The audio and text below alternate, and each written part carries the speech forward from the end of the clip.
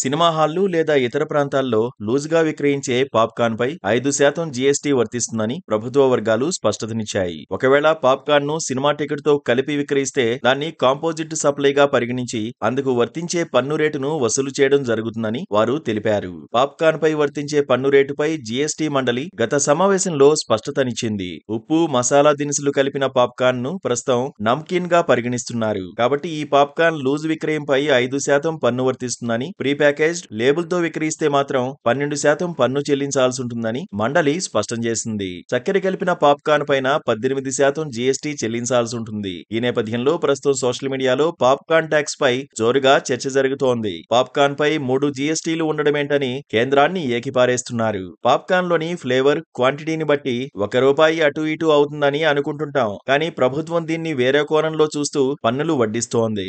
Salted popcorn కు 1 GST, sugar కలిపిన caramelised popcorn కు మరో జీఎస్టీ అంటూ నోటికాడ ఫుడ్ ను లాక్కుంటోందని అసహనం వ్యక్తం చేస్తున్నారు. అయితే థియేటర్లో సాధారణంగానే పాప్కార్న్ ధర టికెట్ కు సమానంగా ఉంటుందని, ఈ జీఎస్టీ పుణ్యమా అని వాటిని తినకుండా ఉంటే డబ్బైనా ఆదా అవుతుందని సరదాగా కామెంట్లు చేస్తున్నారు.